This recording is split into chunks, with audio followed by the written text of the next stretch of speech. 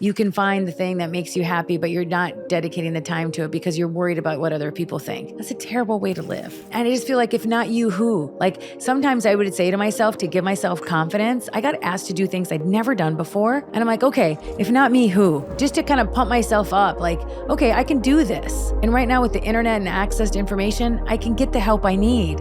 I can ask people who actually know. And so I feel like the opportunities are there. And I feel like if people just have the confidence to say, hey, I can do things and I want to be able to do things and not live with regret that I didn't try, you got to do it.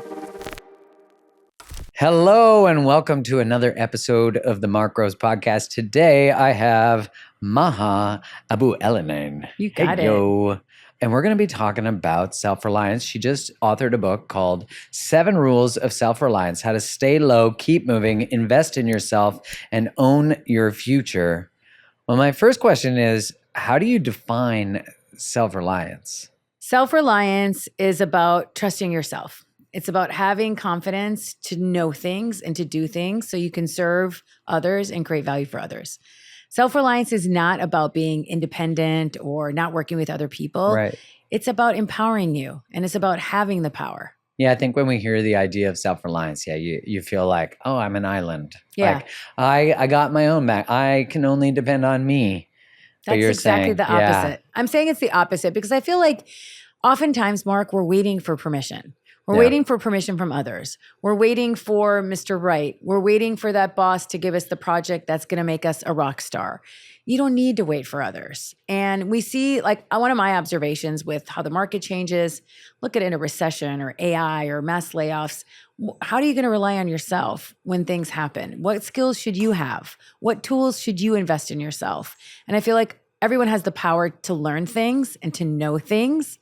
And so I want to bring up this principle of being self-reliant is powerful. It's not about being independent or not needing people. In fact, it's making you powerful so you can be of value to other people. Yeah, it's interesting when you think about market changes, like things like, as you mentioned, AI or recessions, where there's a narrative going on about what that means about an industry or an experience. You've worked with so many different brands, people. What made you write this book, and was it the noticing how people act in those types of circumstances? Yeah. Did that influence that? So I've had a career in communications for the last 30 years. I worked at General Mills, did sports marketing. I was head of communications at Google out of Dubai in the Middle East. I launched Netflix in the Middle East. I've worked with massive heads of state. I've worked with the ruler of Dubai. I've served several undersecretaries of state for public diplomacy. So I worked with a lot of different people. And my job, my career is communications and storytelling, right? But this book is not about communications. It's not about what I did. It's how I did it. I've always wanted to write a book. So when I thought about the idea of the book, I'm like, what was the consistent thing throughout my career when I'm advising Google or working for Gary Vee or Deepak Chopra or Jim Quick? It wasn't what I did, it was how I did it. And I relied on myself by gaining some skills. So that's what this book is about, those rules of like how to teach people how I did it. And they're things that are easy for them to master and that they can do it too. So where does someone who is looking to start a business or make it through these sort of like resilient phases, or where they need to be resilient, like where do we start? Yeah, so if you want to rely on yourself, you have to know how to make decisions, right? You need to figure out how to make decisions. What do you know? Have a high level of self-awareness of what you do and don't know. Okay, so I'm going to need help. I'm going to need help from somebody. Who are those? What are those skills or what are the access that they're going to have to help me? But I have to start with myself. If I'm an entrepreneur, I need to be agile. I need to understand how the market's changing. I need to understand how to bring in money, how to bring in talent. And so I'm going to have to rely on myself to figure out what are my needs and then go out to the market to get it. When you're even trying, I mean, as an entrepreneur, it feels like you're at that level where you have to do everything. Everything. Yeah. You're the HR, you're the finance, you're the accounting, you're the business development, you're the sales, you're legal. You do everything. You wear so many hats. It's hard. Yeah, and it is hard. And entrepreneurship is lonely, right? It's like a lot of hard work, but you're building something, right? And so I feel like if I'm an entrepreneur, one of the things I always think about is how to create value for other people. How do you create value for somebody else so that you'll do business with me, so that you'll refer someone to me? I want to be of value to others. And that starts with me being valuable. So I have to invest in myself. I have to learn skills. I have to be a lifelong learner. I mean, look, Mark, the market is changing every single day. Right. I don't want to not get ahead because I don't know things. What do you notice in people who, I think about when the fax machine came in or, email came in and then AI now, what do you notice about the brands that are successful and make it through these giant leaps or transitions? First of all, I think they lean in to try to understand it. A lot of times we fear these technologies because we're not educated about what they are or what they can do. Yeah. So the first step is be curious, be a learner. So I think the companies and brands that have been very successful understand the power of leaning into it, discovering how it might make you vulnerable, or discovering how it might 10x your business, right? Could it potentially put you out of business? Then you better learn how it works. Or could it help you catapult you to the next level? So I think the companies that have been very successful understand they have to lean in, they have to be curious, they have to learn, and they got to put their head down and put in the work. Do you think that a brand or an entrepreneur, in order to scale or be successful or compete, actually needs to integrate things like AI? No, I mean, it depends on their business. Yeah. But I feel like they might have to say, I wonder how that might impact me. Maybe it will and maybe it won't. But don't be naive. So a lot of people that when the internet came said, it's not going to change me. It's not going to have anything to do with Right. me. Okay, that got disrupted through e-commerce, through social media. So it is changing. We used to call people. Now we text. We used to reach out to people. Now we just message them through social media. It's changing. So it's going to happen. Fast. So fast. And it's only going to continue and continue. So I want to build that muscle of self-reliance, of understanding how to build yourself so you can be agile and fluid to things happening around you. Yeah. So when you think about the 7 rules, have you mentioned? We haven't mentioned the 7 rules. Yeah, let's get in. Let's go then. So the first rule is stay low, keep moving, which is on the cover of the book. And stay low, keep moving it's a military term where you're basically on your stomach and you're crouching on your hands because they want you to stay low and keep moving so you don't get hit by artillery, by fire. Mm-hmm. But I took it as a metaphor for life, right? Stay low. Does not mean low profile, but stay low from distractions. Stay focused on your goals. People are going to tell you can't do it. People are going to tell you shouldn't do it. People are going to distract you from things that are important to them that aren't even important to you. So stay low, because even think of your incoming emails. Those are things that people want you to do. Want to dodge That's not those, things that you want to work on. Yeah. So stay low means stay focused on your goals, avoid these distractions, and don't forget that you are the only person that's going to put you on top of your priority list. Not your spouse, not your family member, not your boss, not your employer, not your employee. So that's what stay low means. Keep moving is everybody has setbacks, Mark. Everybody has problems. Everybody's going to have setbacks and they're going to need to come back from them and they're going to have struggles. Keep moving. You have a hard day, you have to win the next day, and then the next day and the next day. So the first rule teaches people how to stay low and keep moving despite obstacles and challenges and distractions. We live in a world full of distractions. This always on mentality allows you to not stay focused. You're comparing yourself. So that's the first rule. The second rule was kind of an aha moment that somebody said to me, Maha, so-and-so, we started talking about something. He's like, oh, you're a waiter. And I said, what? And he said, you're waiting. You're waiting for Mr. Right. You're waiting for that project that's going to make you a rock star. You're a waiter. I don't see you creating anything in your life. And I was like, I was so upset. Yeah, I bet. Because I was like, what? And I wasn't I had a job. I was working. I had a routine. I'd go to my job. I'd go work out. I had my friends. I was living. I was just doing the things. I was living in a routine. So the second rule is don't be a waiter, be a creator. How do you go from waiting for things to happen in your life to creating them? And creating small things. It doesn't mean you have to go create a business or be a creator on social media. It's how do you create an opportunity that you always wanted? What are the small steps you can take to actually do it? Do you have to actually wait for somebody or can you go create it yourself? One of the stories I tell in the book is I really wanted to go to the Super Bowl. And I really wanted to understand one of my clients, Gary Vee, how he could be valuable at the Super Bowl. What could we do? It's like celebrities, brands, and CEOs all come together at a sporting event. And I love sports and I love football. So I'm like, okay, and if I want to go to the Super Bowl, I can't wait for him to tell me, hey, Maha, would you like to go to the Super Bowl and do some work for me? I have to go to him and say, here's an opportunity we can create if we go.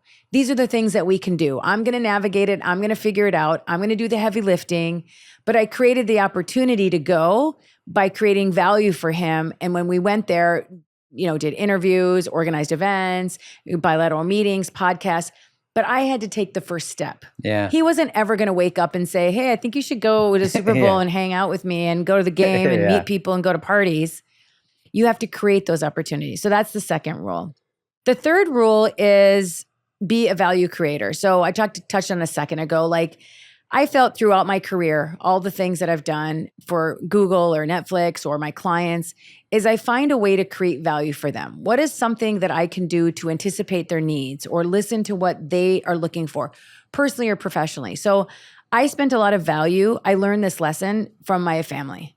So my mom had MS. My dad had ALS. They both passed away. I had two parents with debilitating diseases. Mm-hmm. And I had to find a way every day to create a little bit of value for them.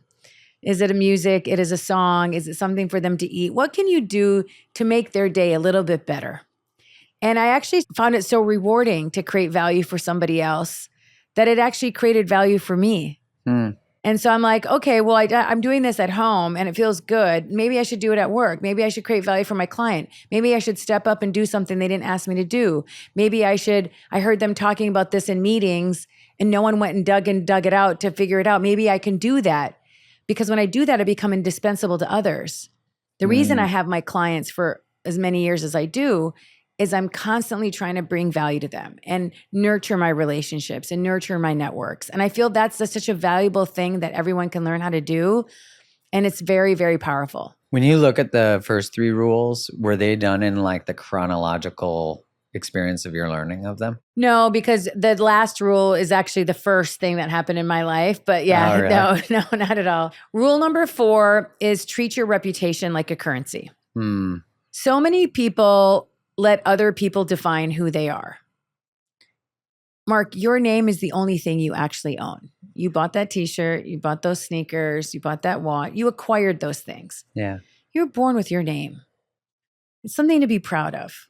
What is your name worth? How do you create value for your name?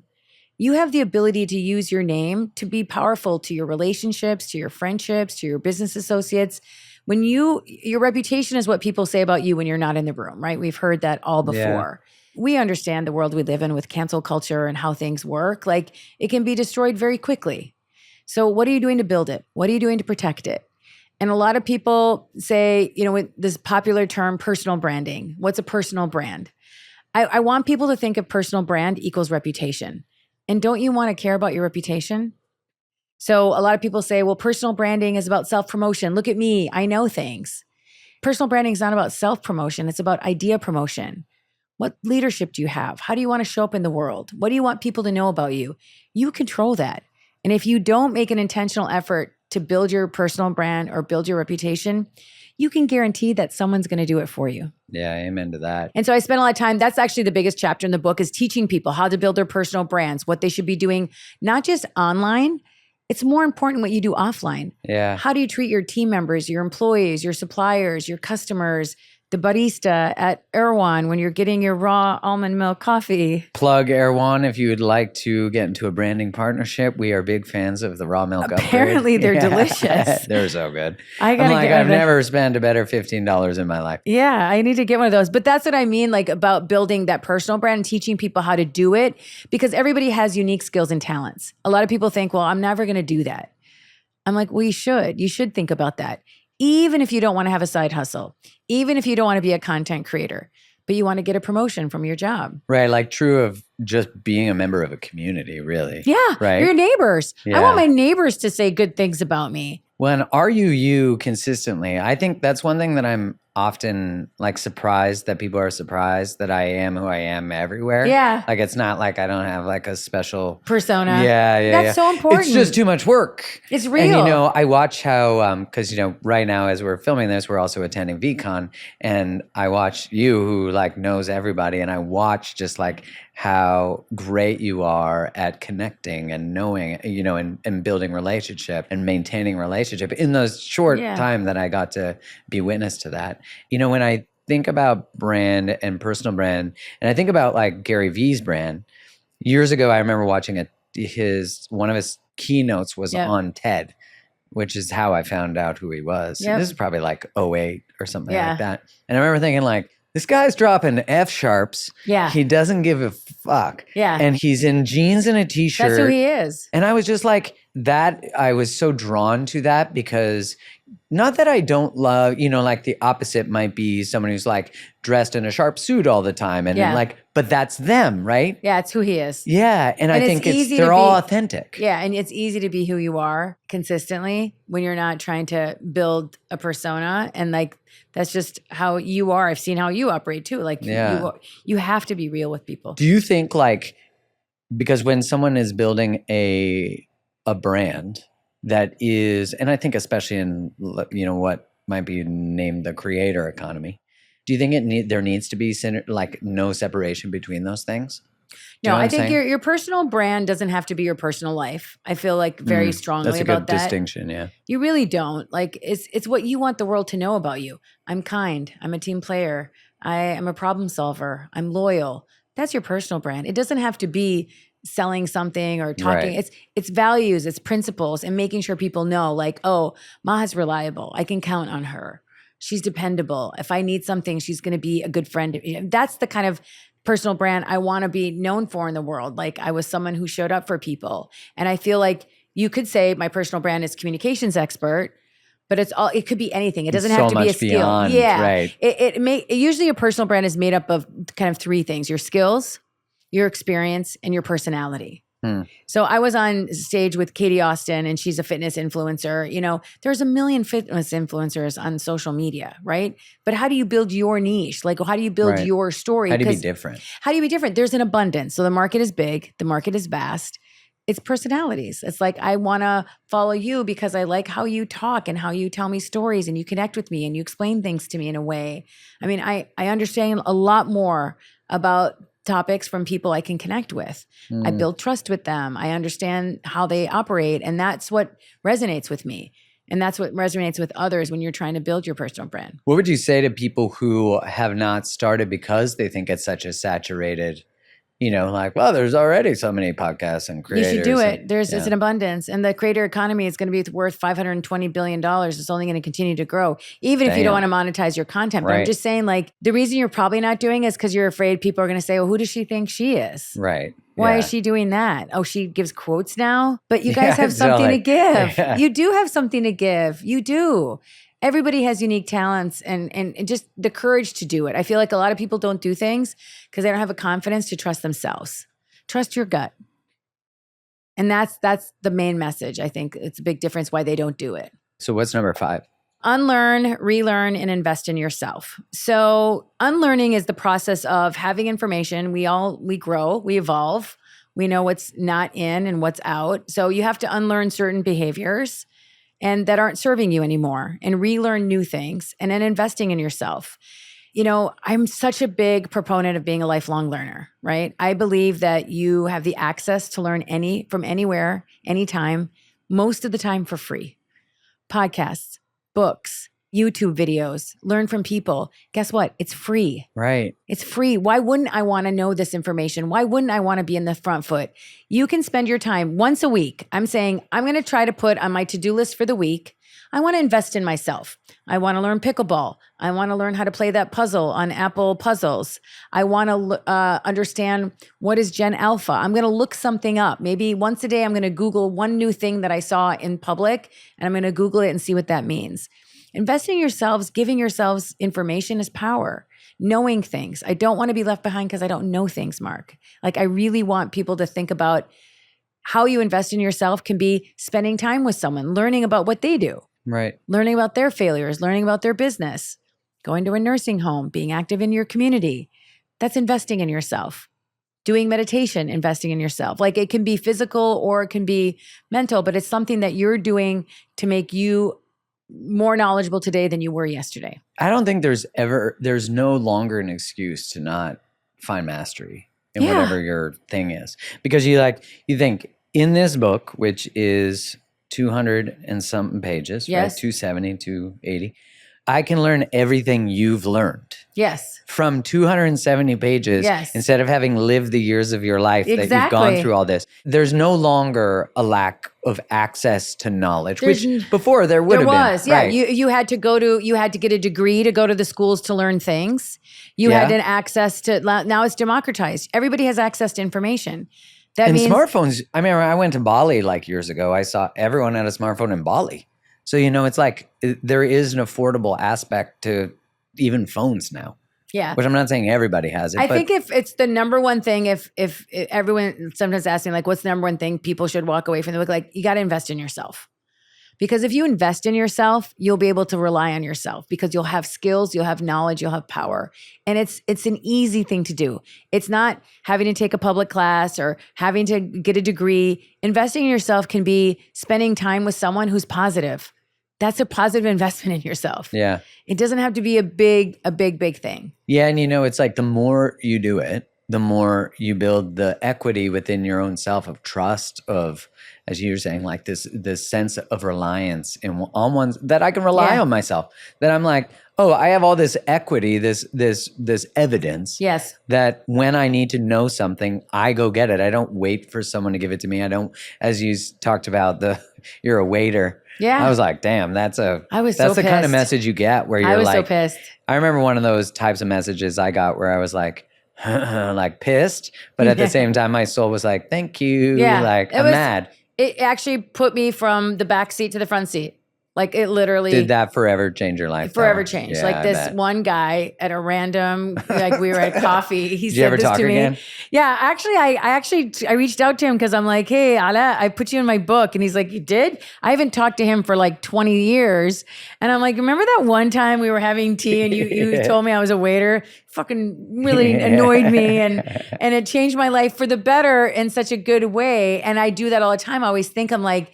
I do it all the time. Like, what's something else? Okay, there's 1 and 2. How can I create something? Like, I really want to meet. Instead of waiting, right? Yeah. I really want to simple, but it's I really so want to meet you, and I want to meet, okay, what can I do to bring value to them? I'm going to create something, and then they're going to see it.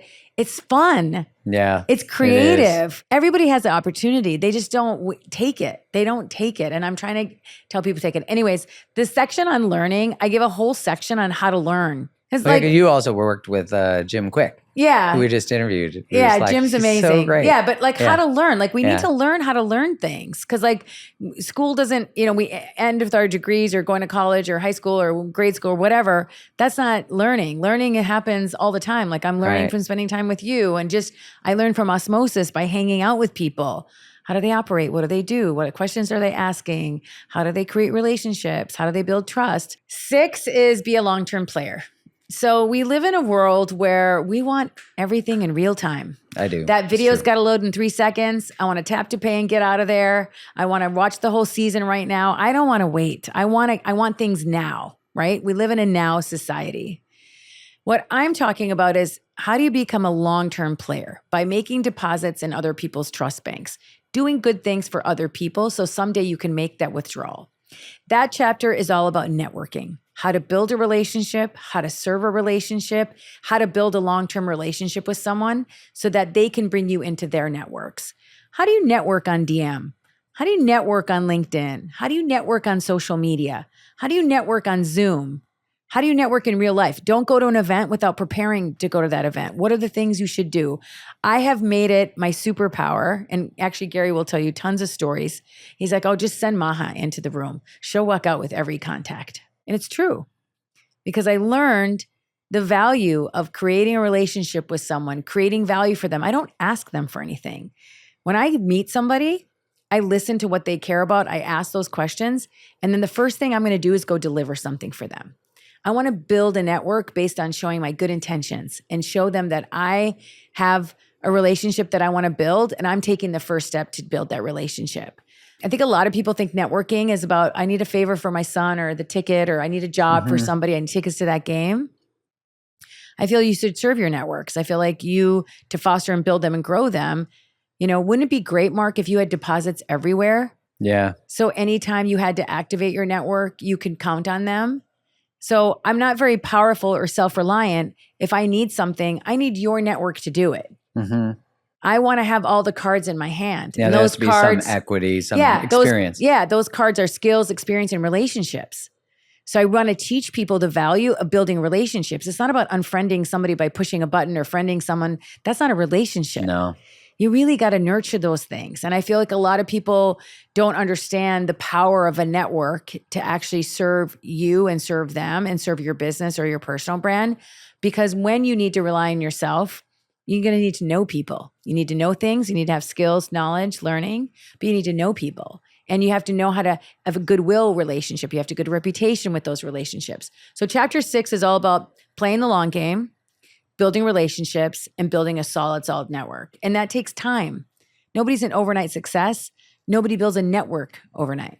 That's such a to me, such an important point. Like, maybe because I'm biased, of course, because relationship. Yeah. But in my experience, having been in sales and successful at that, is I saw that the people really, if your products were similar when I was in pharma, what made people change their behavior after they'd been using a product for 3-4 years was our relationship. It was always our relationship. And it didn't start with like, hey, can you just do this? No. I remember one time when I first started as a sales rep, I would close everybody on every call, even if it was 15 seconds, I close them. So you're going to use it, right? Yeah. And my boss said to me, because I came from like the Future Shop world, the Best Buy, but it was like aggressive sales. We wore suits. It was like the 40-year-old virgin. And I remember doing really aggressive closing. And he said to me, you have not earned the right to the close.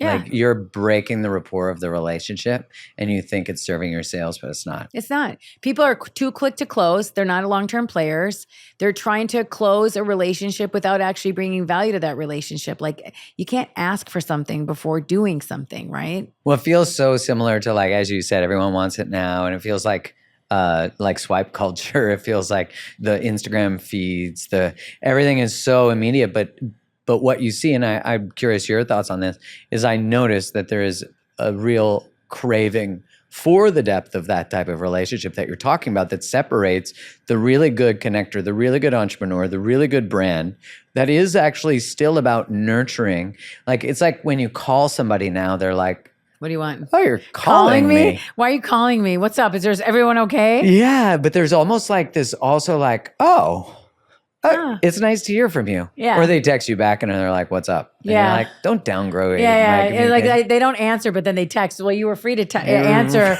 the text message. Why didn't you pick up the call? But yeah, you see like that where so many connections experience maybe a superficiality where there is depth and intention. It's noticed and maybe more noticed now because of the contrast. Like, what do you think about that? We live in a really transparent world. And so people are going to know if you're like using them or abusing them or going for the jugular. Like, people don't like that anymore. They don't want to be a stepping stone. They really want, I think one thing COVID taught us, like, how important relationships are and that face-to-face contact and having something nurtured, and friendships are so important. They said like one of the number one things to be happy is relationships. Relationships are the thing that will keep us alive. And so I feel like transparently, it's going to be key and it's going to continue to grow. And I feel like if you are not a long-term player and you're a short-term player and you're just kind of get things out of people are going to put you off to the side. It's not good for your reputation, and it's not good business, but it's not being a good human. Like, your reputation, as you said, like your brand is your user name. and abuser, or right. She's stepping stone, or she's trying to get me to she's trying to get to me to go to so-and-so. People don't like that. Like, people want to know you have values, you have purpose, you have good intentions. And so I feel like you got to be a long-term player. Sometimes I've done business with people that I met like 3 years ago. Like, you have to, not everything is long-term, but like, if you do good karma and you do good things for people, those things will come back to you. And it's worked for me. I'm proof in the pudding over 30 years of doing this, that when you think long-term and you think about making deposits in other people's trust banks, you can make a withdrawal with confidence, knowing that everyone's going to step up for you and stand up for you. I like that you're not just constantly on overdraft. Yeah, because you can't. Like, you're just like, people don't Well, want to be around you. Yeah. You're not fun. You're not someone people want to do business with. And then your reputation starts to be, as you said, that. Yeah, 100%. The last rule is live with no regrets, which is easy to say and hard to do. Like I mentioned, both of my parents were severely handicapped and disabled. And I spent my whole life being a caretaker, honestly, most of my career, while I was trying to build my career and my name and figure out what my purpose was and what am I going to do. And am I a caretaker? Is this what I'm here to do? Is to help them with, their care and make their medical decisions and pay for this? Is that my role? Or am I going to try to, like the plane says, put your own oxygen mask first before you, assist others? And so I had to live with no regrets that this was my story. This was part of my journey. What am I going to do for it? Give myself grace, try to let go of the baggage of being a caretaker and think, you know what? I'm grateful. I'm grateful that I got to learn how to care for them. I'm grateful that I learned about patience. Both of my parents had feeding tubes. My dad had a trach. Like they had a very tough life. And I'm proud of the fact that I was a good daughter and that I took care of them. And I relied on myself to go dig deep. Like, this is not easy. What am I going to do? Okay, I want to go work out. My mom got sick when I was 14. My mom had MS for 22 years. Wow.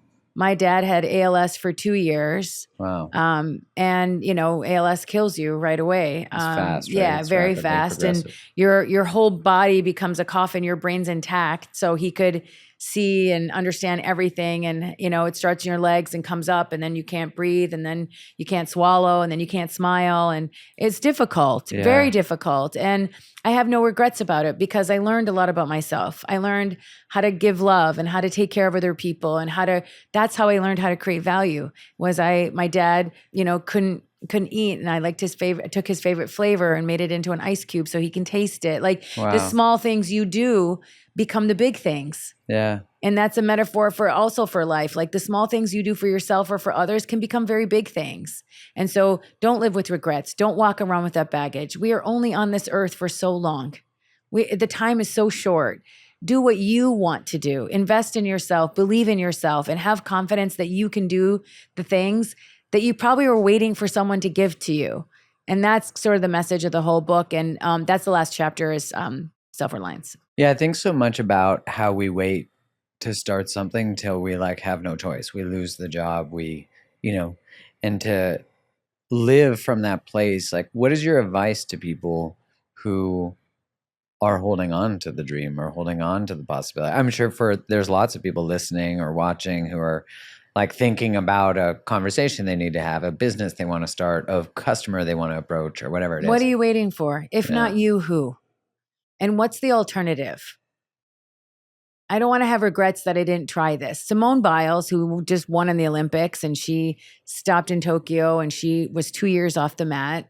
And she went to her coaches and she said, I want to come back. I want to do this again. And they said, I don't think it's a good idea. I don't think it's a good idea. She said, I need to try to go back in the gym so I don't have any regrets, just so I can see what if. Yeah. You don't want to be on your deathbed and say, what if I would have started that cooking class or taken that cooking class and I had a dream of cooking and becoming a chef? Like, what if you can find the thing that makes you happy, but you're not dedicating the time to it because you're worried about what other people think? That's a terrible way to live. And I just feel like, if not you, who? Like, sometimes I would say to myself, to give myself confidence, I got asked to do things I'd never done before. And I'm like, okay, if not me, who? Just to kind of pump myself up. Like, okay, I can do this. And right now with the internet and access to information, I can get the help I need. I can ask people who actually know. And so I feel like the opportunities are there. And I feel like if people just have the confidence to say, hey, I can do things and I want to be able to do things and not live with regret that I didn't try, you got to do it. I was speaking at an entrepreneurs conference a couple months ago, and I was saying I think that entrepreneurship and launching something that you're passionate or you care about might be almost as potent of a vehicle for transformation as a romantic relationship. It might, depending on the circumstance, it might even be more. Because your self-worth, if you have to sell something that you're passionate about, then usually and it's valuable to you, and maybe it's what you say or what you do or a service you provide, then it's connected to who you are. And if you don't sell it or it doesn't do well initially, then it's so easy to be like, I wasn't enough, or the thing wasn't enough, or the way I delivered that talk wasn't excellent, so I suck. Like there's so many, you're confronted with the wounds you have. Yeah. Do you know what I mean? Michael Jordan said, don't be afraid to fail, be afraid to not try. It's just such a profound and simple thing. Like, what's going to happen if you try? You have to find out. Even when making a decision, like there are no wrong decisions. You make a decision based on the information you have at that time. There's two ways. I can do this or this. I'm going to take this decision and go down this path. What if it doesn't work out?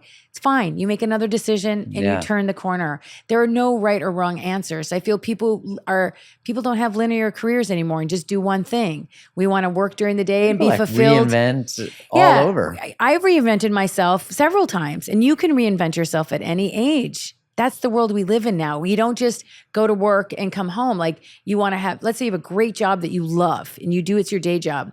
What do you want to be doing at night? What do you want to do in the weekends? Be involved in your community, learn skills, play tennis, learn pickleball, play chess, travel, get a side hustle, learn how to edit videos. There's millions of things you can do with your time that's going to fulfill you. And filling your cup is really important for your mental health, for your social health. And so that's the kind of thing that I want people to think about. Like, don't wait. Yeah, it feels like all these rules would create a successful relationship. You're the expert. Like all of them are the exact skills that would lead to success with how you show up to everything in your life, though. Like I know it's like done under the guise of no, like, but that's what it is. It's about the how. It's how to live your life. Yeah. This is not a communications book. It's not a memoir. It's about how to do things and how to build effective relationships in your life. Because when you create value for others and you're a long-term player and you learning things by investing in yourself and you don't wait for opportunities, you can be very powerful in your own way and you'll feel good. Like this whole premise of when I create value for others, I create value for myself. It's such a rewarding feeling, Mark. I can't tell you. It's the one thing I was like, I'm going to do something valuable for somebody else because I liked how that felt. Yeah, and from an evolutionary perspective, it makes sense. Like altruism, there's that argument that altruism is actually not like giving for free because you get something from it. But that's designed, it's on purpose. You feel good because it's good for humanity that if you give, you feel good about giving. Yeah, and you can't just like give everything away for free. You need to like have, calculated risks and think about it. But it's thinking about where to put that weight and where to tip the scale. Like, okay, this is, I met somebody that I really care about. I'm going to invest in this relationship and I want to really show them my intentions and bring value to them in a way it's going to pay off now, later, 3 months from now, 6 years from now. But it's something I believe in. It will. Mm-hmm. Hard work always pays off. Like you're not going to put in effort and not get any results. I love what you're saying because it's like, yes, you give and give and give, but there is a point where you also need to receive and start to believe in the value that you're bringing. Yes, and you can't empty your own tank and just expect like you do things and then you regret the fact that you've given so much and you didn't get anything in return. That's not what we're talking about. We're thinking about what's the thing of value that you can give that you feel good about giving that gives you also reward and makes you feel good about doing it. How did you learn through the relationship and the role that you had with your parents? And how did that translate to your work in terms of how to give and navigate or explore where resentment might show up? Yeah. Being a caregiver, you're always emptying your tank to fill others. Yeah. Because that's your job. Your role is to show up for others, be the strong one, be the motivator, be the positive one. I always made sure that I was filling my tank. And so I wanted to make sure I was like, okay, what do I need to do for me? Do I need to have a dance party? Do I listen to some music? Do I need to go hang out with friends? Do I need to go for a walk? Do I need to get someone to watch my parents because I need to take a break? You have to do that because you will get that resentment. You will resent the fact that I'm still here. I'm taking care. I'm cutting the medicine. I'm doing the food. I'm doing the meals. You have to pace yourself and you have to give yourself grace. And I always, always, always made sure I have to take my temperature. Okay, what's my limit? How'd you learn that? Like, I'm like, so many people, when they're givers like that or caretakers. The hard way, because I was like, okay, that was 3 days of destroying myself. That was not good. I do not feel good about myself. Let's pace it. Okay, what do I need to do? I need to carve out some time. I need to call my sister. I need some help.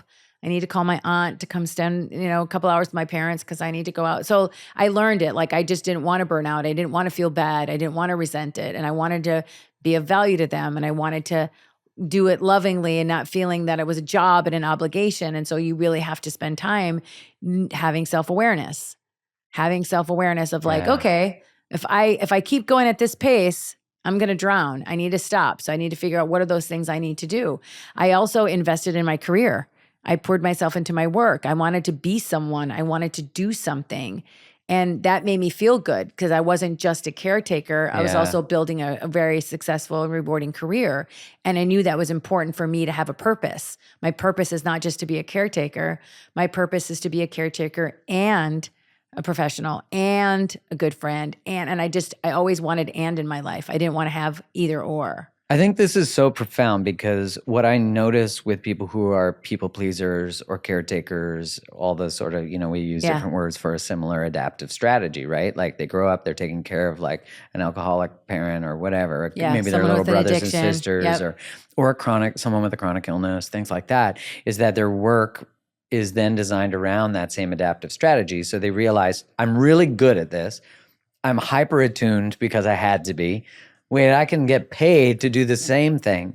But it sounds to me like you had the self-awareness, which I got to say is like, I don't see that. I didn't have that. I was like, oh, I'm going to help people with their relationships. I'm so good at this because I had to learn how to like read people. I got good at sales because of that, because I was like really good at and hyper vigilant in terms of reading people's behavior. And it just made me what I thought was naturally good at that, but it was a survival strategy.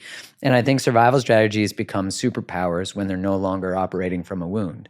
But what it sounds like you were doing throughout that time was actually, maybe through the loss of a self, like constructing yourself through that. Through them. And it was a vehicle for me to learn about patience and learn about hard work and learn about multitasking. I still can't do that. Actually, at one point, because my mom and my dad both had separate sets of nurses.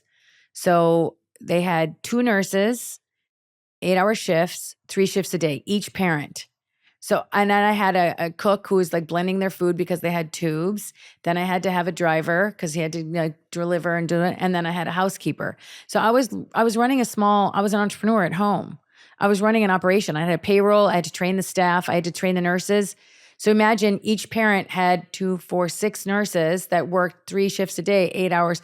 So I was running a business. I didn't know that. I didn't think of it at the time. Yeah. But when I look back, I'm like, this was like a little startup. You're like a project manager, operations manager. I was the COO. No, you know what I did is I went at one point, because I have to go to work, right? I have to leave these nurses at home taking care of my parents. That's one of the biggest decisions I made, was not to put them in hospitals, but to bring the care to the home. Is I had to like keep track of their vital signs and their information and their medicines. And I wanted the nurses to like keep track of things. So I went to Kinko's. I made like on Excel, like each of my parents' names and like the times, and they had to do the input and the output and write down their vitals. And I made like an Excel sheet, and I went to Kinko's, the Egyptian version of Kinko's, and printed them 30 pages and binded it. So everyone had like a book. So everyone had to keep like a log. I mean, and then you'd review the log, and I would come home and I would see like, how did we do? How's our medicine? How's our input? How's our out? Like, I had to learn things. You were and then learning like so many skills. Yeah. And then I had to like, every night I was like doing research on the internet about medicine, because like I'm deciding what medicines they're taking, trials, blah, blah. So I have to be good at research. I have to be good at asking questions. It was the breeding ground for me to learn these things from age 14 until my father, he died when I was 37. But like, it's a long time to be in the trenches of training, but that's kind of what I did. And I don't know how I did it. Like looking back, like I didn't sleep. My mother, every 2 hours, she had to be turned because she wouldn't get bed sores. And so there was a night nurse that spent the night overnight. Like I separated my mom and dad so they can have hospital beds, and I slept in the same room with my mother. And there was always somebody in my room awake at night because I was getting up and doing it myself. Every 2 hours, I'd set the alarm to shift her from her bed sores. And then when we finally got, 24-hour nursing care, then I would go to bed and there'd be a nurse just watching her, making sure everything's okay and all this kind of stuff. But like, yeah, when I look back at it now, I'm like, that was crazy. When you think of all the capacity that, like, the consciousness that had to go into that when, when it no longer was something you had to do or chose to do, what did you find you did with all that life force? All that? It was like 18 months of me like, what's my life? What do I do now? Who am I going to take care of? First of all, my house was quiet. So that was a huge difference because there's always 24-hour nursing care, driver, like people coming in and out of the house. And that was a huge adjustment for me. Yeah, I bet. So I slept with the TV on for a long time, like at least a year, like at night in the other room. So I felt like there was some ambient noise in the house. Like that was a big shift for me. And then I was like, okay, I have free time. What am I doing now? Yeah. Like I can just travel whenever I want. I can just do things. It was a huge adjustment, Mark. Like I'm telling you, it was not easy. And my sister, because I lived in Egypt and I was in Dubai, she was like, okay, it's time to move back. You should come back to the States. And I lived overseas for 23 years. And I was like, no, I kind of just want to stay stable. Like I don't want to move too many things. Like losing both of my parents within a year. Wow. Is a huge earthquake.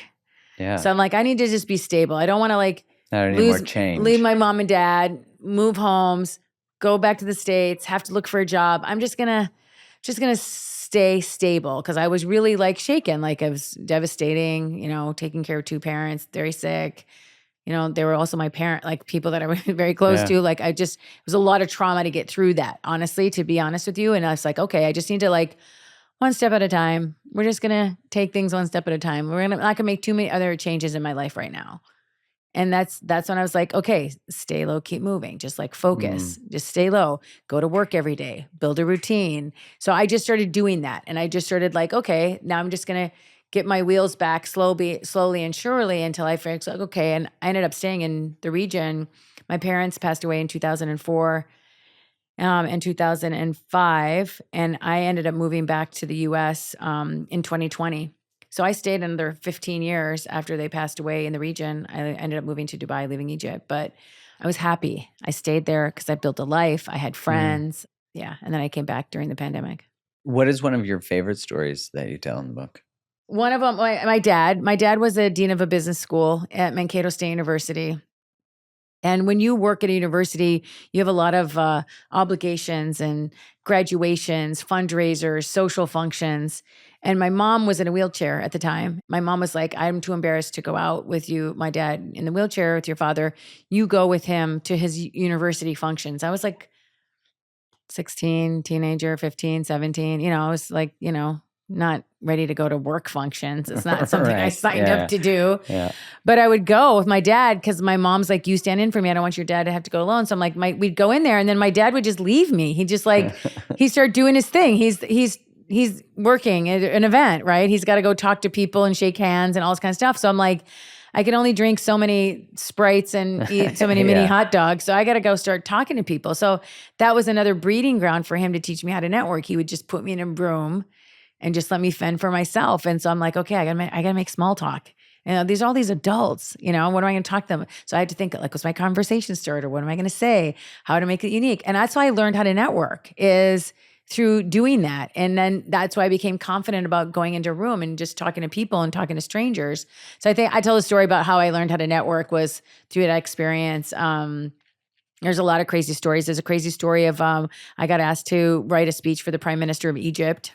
Damn. And I was like, first of all, I don't write policy speeches. Second of all, the future of the Middle East rests on my... Yeah, I'm like, first of all, I don't write speeches. I've never met the guy. Like, how am I? Yeah. That's crazy. They asked me to write a speech for him. And I was like, okay, well, I really had no idea what I was doing. And I asked, they said to me, we want you to write the speech. I'm like, great, here's some materials. I'm like, great, I'll just take these things home. And I'll just like sweat in private and like figure this out without having to do it in front of them. They're like, no, these are classified documents. You need to leave these in the conference room. You can't leave. So every day I'd have to go work at the government office and go through these papers and pour through these papers and learn. I don't have no briefing or learning curve whatsoever. And then one day I said to myself, what would I want to hear if I was in the audience? And then it flowed. And then I knew, like, if I was in the audience, what would I want to hear from the Prime Minister of Egypt? And I wrote the speech and he loved it. And then I became a communications advisor to the Prime Minister of Egypt, got to go on all these trips with the heads of state. It was an incredible That must experience. be incredible. How old were you? I had just moved to Egypt. So it was like, I was probably like 30. I mean, I had no idea what I was doing. And I got in cool this situation. experience. Yeah, but I tell some crazy stories like that. Like the first day I joined Google, the day the Arab Spring broke out in Egypt. So that's was like the a whole first day that wild you joined story. Google? Yeah, a wild story in there about that. Yeah, I mean, there's too many to mention. Yeah, I'm working with Gary. Working for Gary. How did I work with Gary Vee? How Yeah. did I meet him? How I worked for free for him for more than a year. And then Gary made me to go to like meet him in France and meet him in here and I had to invest in the relationship and do a lot of things. And I was like, dude, are we going to work together or what? I wanted him to go to the Middle East and do business there. And he's like, well, I've never been to Dubai. Like, how could I do business there if I've never been there? And I'm like, great, you should come to Dubai. It's easy. We can book a ticket. And he's like, no. If I'm going to go, I need to like speak. I want to like have something organized. Okay, sure. So he's like, I need a speaking gig. Can you get me a speaking gig? I'm like, oh, okay.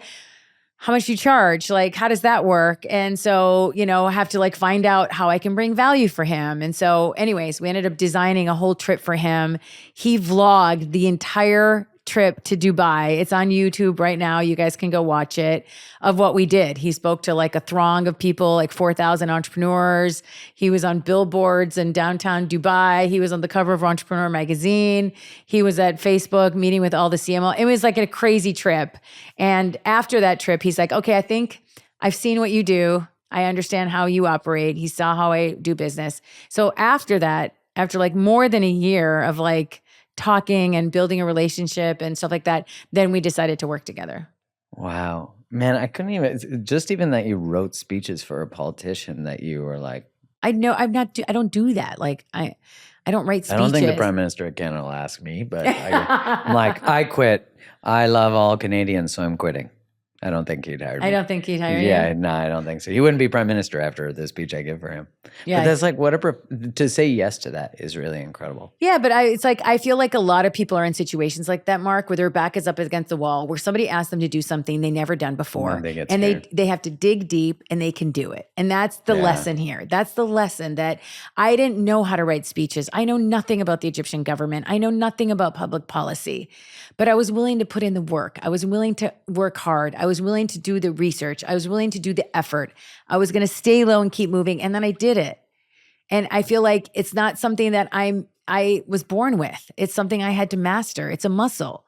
Everybody has it. Like they just need to use it. After all the things you've done, I'm curious, like, what is next? Because you're like, oh, I just do all these things I don't know how to do. But like, what is?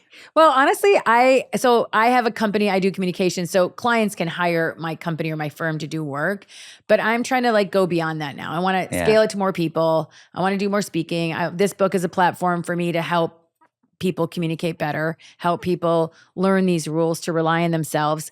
I'm not one of those people that has a plan. I put in the hard work and I build the relationships. I should have got that message by now, right? Yeah.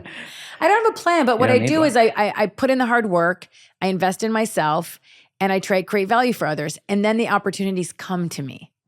It's like The Secret or manifesting, except you're actually meeting fate. You're creating it. Yeah, actually, when the book The Secret came out, I was like, oh, I don't believe in that stuff. I don't believe in that manifesting stuff. But like, it really works. And I feel like if you guys want to do something, you can wait for someone to give it to you, or you can go create it yourself. Well, and that's the thing I think is so great about this, because like I consider my brother kind of the ultimate cynic of some of the sort of secret stuff. And when The Secret came out, yeah, he's funny. When The Secret came out, he was like talking to me about it, because I'm like, hey, did you hear about this thing? And I'm like, it's kind of going, would it be going viral at that time if that was possible on VHS tape? But he was like, that's so dumb. You just like imagine a red bike and get a red bike. Like, that's dumb. That doesn't happen. And I realized that, which you always need that sort of check, right, from some people. But what I realized through just like all the work I've done too is that It's not about just imagining what you desire. It's actually about what you're saying, steering yourself towards it, choosing your way towards it. Don't wait for it to come to you. Yeah. Create it. Yeah. And that's, I mean, create the love, you know? It's the Yeah, same idea. Exactly. It's the same idea. You can create it. Well, Zam. Okay. Where can people find more of you, and where can they get this lovely book? The book is available on Amazon.com and other retailers like Barnes & Noble and Target and Walmart, and any bookstores that you guys visit. But Amazon.com is the easiest place to get it. And you can follow me on social media or go to my website. And I do free master classes. I like to share it, and I give it away for free. Amazing. Value. You give away Value. the I want to value. give away value. That's amazing. Well, I'm so grateful that you Thank took the you. time Thank to you. share with us. And I could tell everybody, go buy this. I'm going to now dive. This is the first time I got my hands on the damn copy. Yeah, he's going to read it now. But I did get to watch in real time her live this at VCon. So I'm like, I'm going to get into this. And we also, as I was saying, like, this is a map for success in life, relationship, all that kind of stuff. And I love that you say self-reliance is not about being an island. Like, it's actually the opposite. And that's disruptive. I like it. Thanks for being here. Mark, thank you.